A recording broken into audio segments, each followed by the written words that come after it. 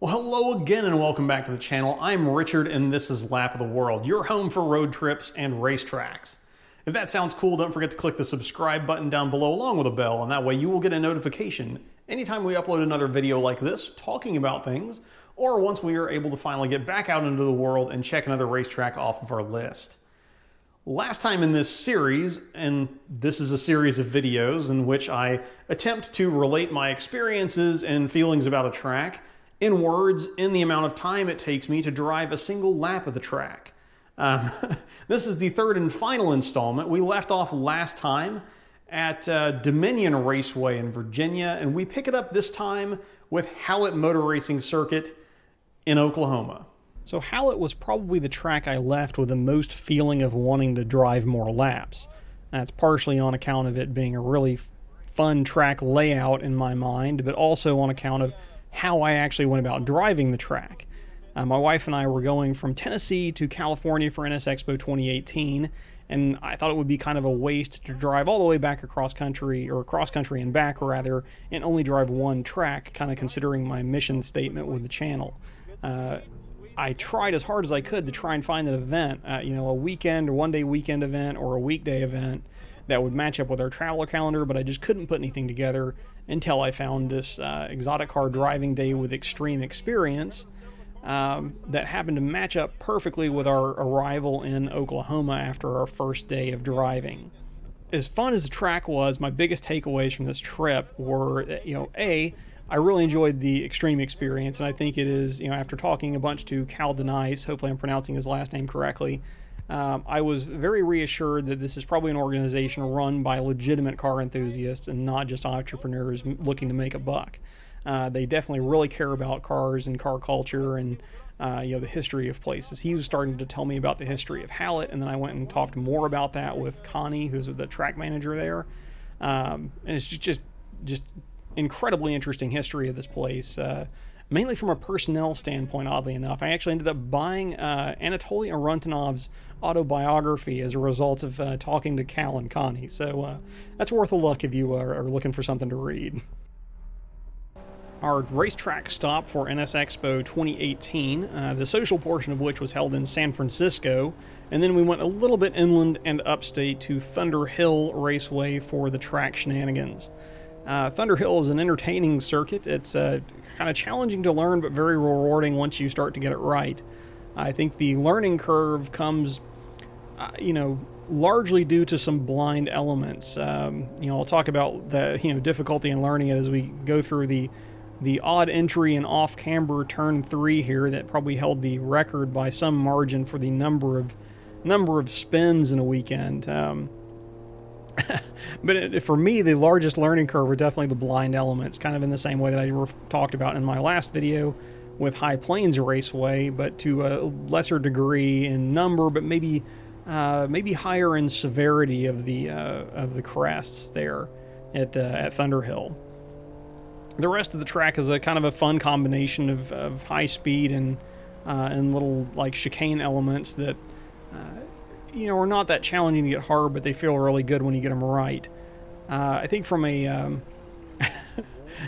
as fun as the track was, I think my biggest memory from the event was this was probably the first opportunity I had to at least ride in, if not drive, one of the new generation NC1 generation NSXs.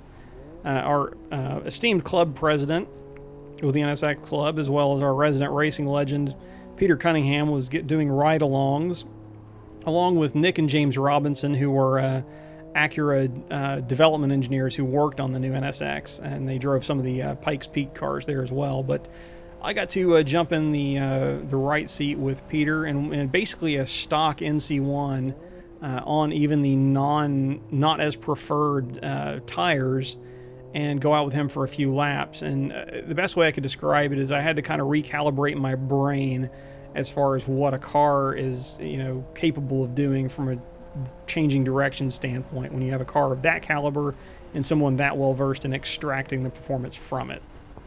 The first thing I will say about the National Corvette Museum Motorsports Park is that if you go, it is definitely worthwhile to visit its namesake museum. In addition, even if you're not a Corvette fan, I guess, in addition to that type of thing. They also have just a lot of general automotive history that I found very interesting, as well as some sort of classic Americana that's kind of fun to look back on.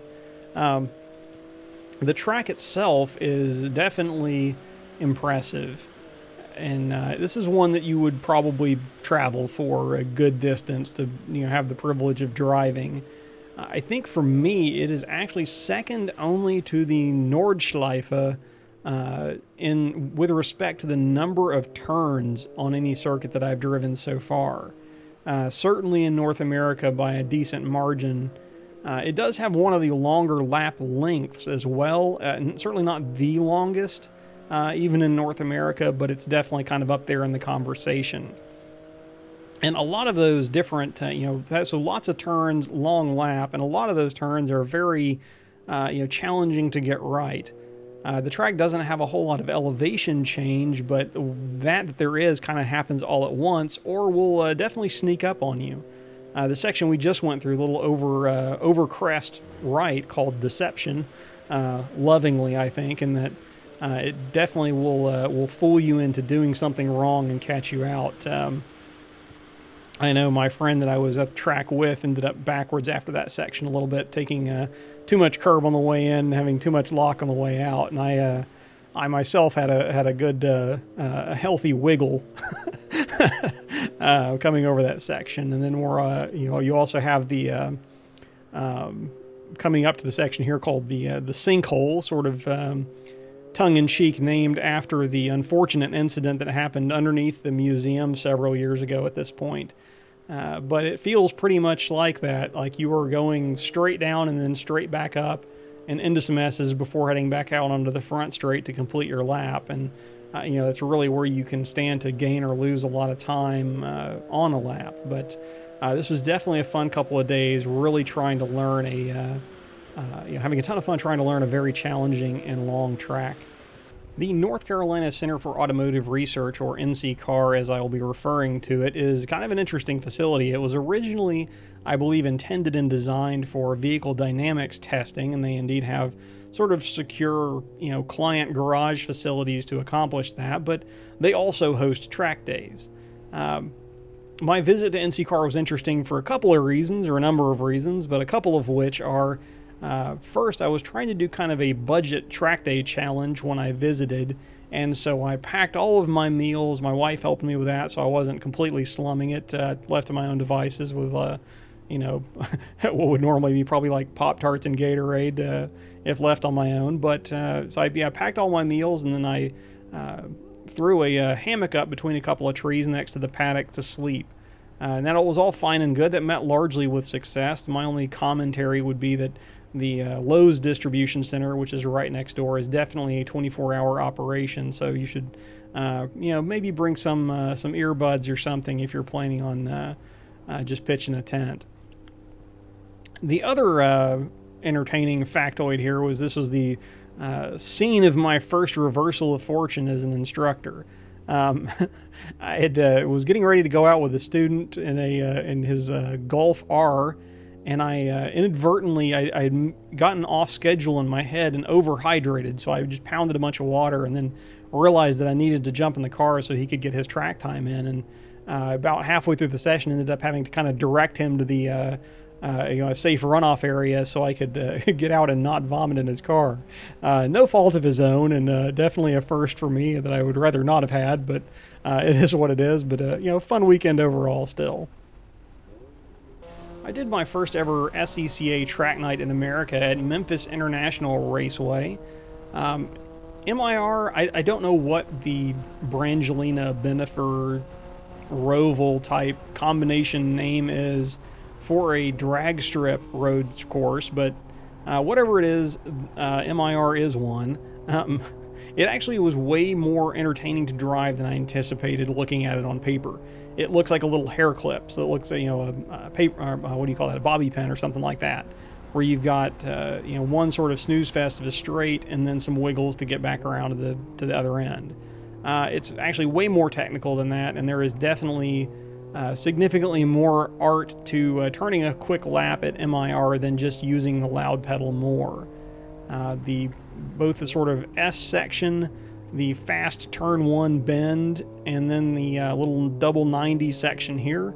And then you've got another horseshoe turn that, at least on my visit, was a challenge because it was, you had sort of a surface change here where it became a little bit, dusty or gritty. I think in some of the staging lanes for the drag strip. That really kind of made me nervous about trying to go, full send through there with the, surroundings of all the concrete. But no harm done, and good time had. Alright, well, 2 NS Expo tracks in the same video. Here we go at Summit Point, Maine. The social portion of NS Expo 2019 was actually hosted in the sort of Northern Virginia, Washington, D.C.-ish area. Summit Point happens to be the closest road course facility to that area in general, so here we were. Summit, Maine is the second of the 3 tracks at Summit Point that I've driven, the first being Shenandoah Circuit at probably my first ever proper driving school. And I think the only one I have left outstanding then is the Jefferson Circuit. I think NS Expo events are always a fun time. Summit Point, I think, was it was a brilliant facility. It was a fun track. I think I say that about every track, but it's probably just by virtue of me having fun at tracks in general.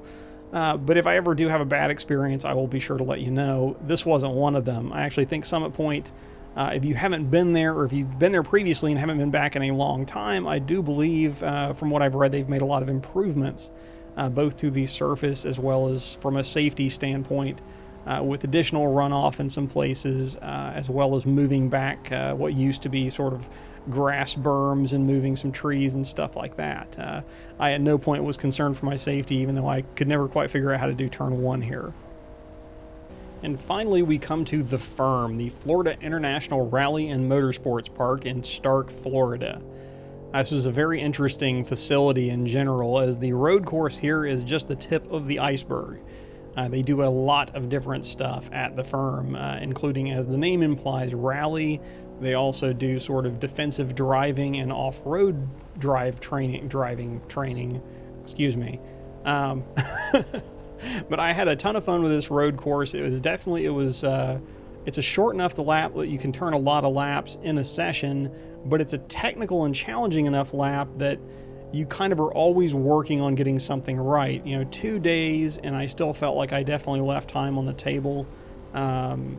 Obviously, me being an amateur, leaving time on the table in addition. But I think as much fun as I had with the road course itself and the facility in general, I think my biggest takeaway here was, as I was trying to kind of take things up a notch from a production value standpoint, I can't thank enough the track management at the Firm and the guys with the Just Track It organization for working with me and cooperating on my efforts there. So very fun facility, but I think what will stick with me the most from my experience there was the hospitality. Highly recommended as a stop in the region. And with the Firm, we are now up to date with the most recent track that I've driven. And sadly, we have come to the end of this hopefully entertaining and challenging to put together series of videos that I've done. I really hope you've enjoyed them. If you have, don't forget to like the video down below, subscribe to the channel, and let me know in the comments. Also, please share your own stories about these tracks or any others in the comments as well. Honestly, half the fun of putting this type of video together for me is reading the comments and reading everyone else's stories, and not so much telling my own as much as I enjoy doing this in front of a camera. But anyway, I hope you've liked it. Thanks again for watching. Don't forget to check out the merch store in the description below. If you would like some road trip and racetrack themed apparel, it is there for you to procure. Until next time though, I am Richard, this is Lap of the World, and we will see you in the next video, if not at the track.